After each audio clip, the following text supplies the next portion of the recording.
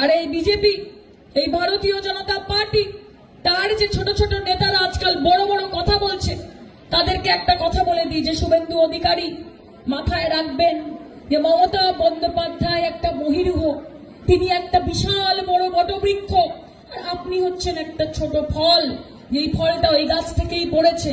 আর ফল যতই বড় হয়ে যাক না কেন, কোনোদিন গাছের থেকে বড় হতে পারে না। আপনার এই নাম, লোকে আপনাকে চেনে, লোকে আপনাকে যতটুকু, আপনাকে এমনিতে বাংলার মানুষ সম্মান দেয় না। বাংলার মানুষ বলে একদিকে বন্ধু, অন্যদিকে শুভেন্দু, যে কেউ বন্ধু কেউ শুভেন্দু। বাংলার মানুষ আপনাকে সম্মান দেয় না, কিন্তু যতটুকু আপনার পরিচিতি আছে সেটা মমতা বন্দ্যোপাধ্যায়ের দয়া দাক্ষিণ্যে আছে। মমতা বন্দ্যোপাধ্যায় আপনাকে শুভেন্দু অধিকারী তৈরি করেছেন। আপনি এত বড় বড় কথা যার ব্যাপারে বলেন, যাকে নানান নামে ডাকেন, কখনো খালা, কখনো বেগম, কখনো মমতাজ, মাথায় রাখবেন তার ছত্র ছায়ায় আপনি এতদিন ছিলেন বলে লোকে আপনাকে চিনতে পেরেছে। যেদিন থেকে আপনি তৃণমূল কংগ্রেসের বাইরে গেছেন, আপনাকে লোকে লোডশেডিং এমএলএ বলে চেনে।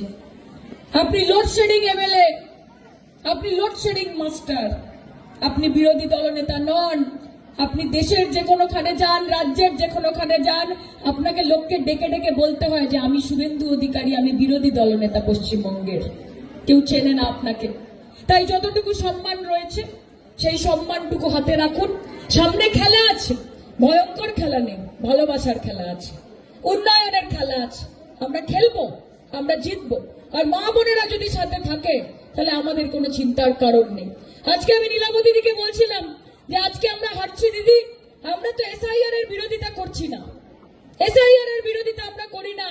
আমরা বলি না যে অনুপ্রবেশকারী আসুক এখানে, না। আমরা কেন চাইবো যে অনুপ্রবেশকারী আসুক বাংলাদেশ থেকে? আমরা চাই না।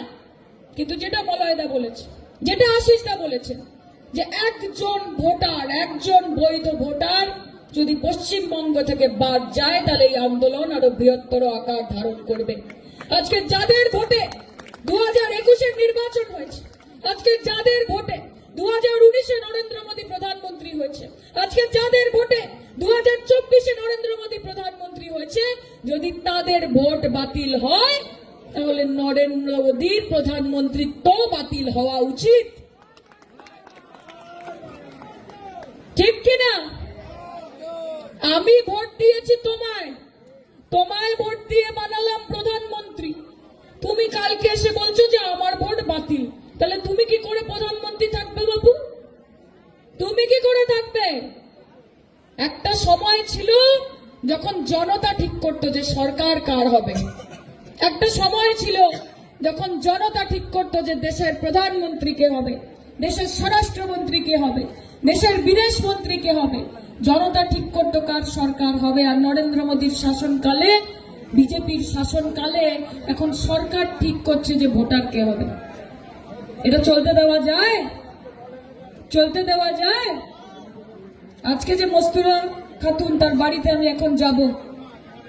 আজকে আমার বাড়ি থেকে হয়নি, আপনার বাড়ি থেকে হয়নি, অন্য কারোর বাড়ি থেকে হয়েছে। মাথায় রাখবেন এই ভয় কিন্তু আপনার বাড়ির লোককেও গ্রাস করতে পারে। আজকে বিএলওরা সুইসাইড করছে, বিএলওরা আজকে আত্মহত্যা করছে, আজকে বিএলওদের হার্ট অ্যাটাক আসছে। অমানবিক প্রেসার, অমানসিক প্রেসার। 12 কোটি মানুষের এসআইআর 2 মাসে করতে হবে। এটা কোথাকার নিয়ম? এটা কোথাকার নিয়ম? আমরা এসআইআর এর বিরোধিতা করি না।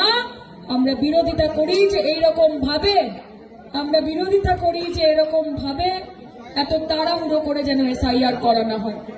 তাই আপনাদের সকলকে আমি বলতে চাই, 26-এ নবান্নে আবার হাওয়াই চটি, হাওয়াই চটি, হাওয়াই চটি। নবান্নতে হাওয়াই চটি আমরা পৌঁছেই ছাড়বো। এবং এখানে মা আছে, মাকেও নিজের মনের কথা বলে গেলাম। আর ঠাকুমা আছে, ঠাকুমাকেও নিজের মনের কথা বলে গেলাম যে 2 হাত ভরে মমতা দিকে আশীর্বাদ করো, কারণ দিদি যতদিন আছে ততদিন আমাদের চিন্তা নেই, যে লাভ ছাড়া ক্ষতি নেই, দিদি ছাড়া গতি নেই। কাজে এই বিশ্বাসটা মনের ভেতর রাখুন। আপনাদের সকলকে আমার অনেক অনেক ভালোবাসা। আমার সাথে